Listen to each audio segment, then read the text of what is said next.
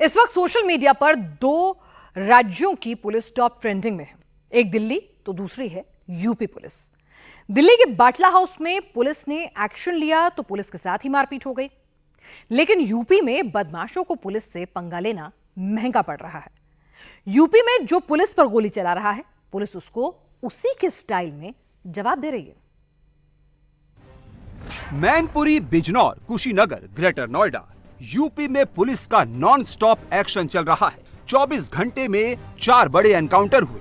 मैनपुरी और ग्रेटर नोएडा में पुलिस ने शातिर बदमाशों का एनकाउंटर किया। कुशीनगर और बिजनौर में पुलिस की गोली चली तो गो तस्करों की तस्करी पर फुल स्टॉप लग गया।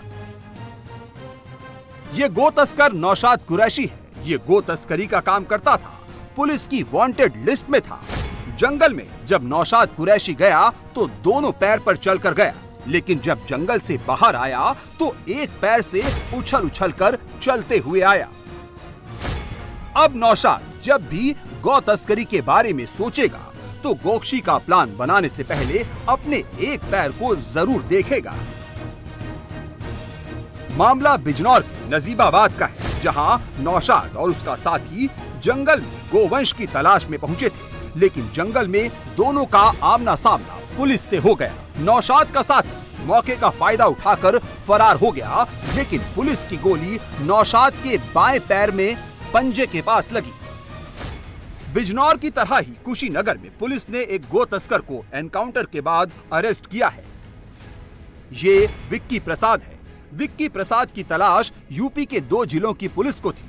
विक्की पर गोरखपुर और कुशीनगर में गो तस्करी के 10 मुकदमे दर्ज थे। विक्की यूपी में गोवंश की हत्या करके गोमांस की तस्करी बिहार में करता था। यूपी टू बिहार करता रहता था, लेकिन अब ठीक से 2 कदम भी चल नहीं पा रहा है। पुलिस की गोली सीधे विक्की के दाहिने जांघ में लगी है। अब यूपी बिहार तो छोड़िए, विक्की अपने पैर पर ठीक से खड़ा भी नहीं हो पा रहा है।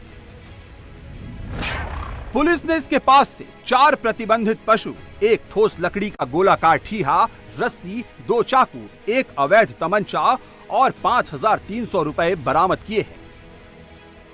जमीन पर तमंचा पड़ा हुआ है। तमंचे के पास 2 खोखे भी हैं। जमीन पर बाइक पड़ी हुई है। बदमाश को पुलिस कंधे पर लेकर आ रही है और दूसरे पुलिस वाले वीडियोग्राफी कर रहे हैं। ये तस्वीर बताने के लिए ही काफी है कि यहाँ कुछ बड़ा हुआ है। तस्वीरें यूपी के मैनपुरी की है और पुलिस कंधे का सहारा लेकर खड़ा इस बदमाश का नाम सोनू उर्फ अनिल है। सोनू पर 18 मुकदमे दर्ज हैं। इस पर गैंगस्टर, हत्या, लूट और डकैती जैसे संगीन धाराओं में केस दर्ज है। मैनपुरी पुलिस कई महीनों से इस हिस्ट्री शीटर की तलाश कर रही थी, लेकिन हर बार बदमाश पुलिस को चकमा देकर फरार हो जाता था। तेज रफ्तार से बाइक भगाकर फरार हो जाता था, लेकिन अब ये बाइक का गियर भी नहीं बदल पाएगा। कुछ दिनों तक ये ठीक से चल भी नहीं पाएगा। यूपी में जब कोई पुलिस पर गोली चलाता है तो फिर पुलिस उसे उसी स्टाइल में जवाब देती है। ग्रेटर नोएडा में जीतू ने जब पुलिस पर गोली चलाई तो फिर पुलिस ने आरोपी को टारगेट कर फायर खोल दिया। जो बदमाश यूपी में लूट की वारदात को अंजाम देकर लोगों में दहशत फैला रहा था, अब खुद उसे अपने अंजाम का डर सता रहा है। पुलिस ने इस बदमाश के कब्जे से लूट की एक मोटरसाइकिल, तमंचा, कारतूस और दूसरे सामान बरामद किए हैं। आरोपी की शिनाख्त जीतू के तौर पर हुई है और ये बुलंदशहर का रहने वाला है। कुछ दिनों पहले इसने मोटरसाइकिल लूटी थी, जिसे पुलिस ने एनकाउंटर के दौरान बरामद कर लिया है। पुलिस अब इसकी क्राइम कुंडली खंगाल रही है। पुलिस को लगता है कि इस लुटेरे के हाथ आने से लूट की कई वारदातों का खुलासा हो सकता है।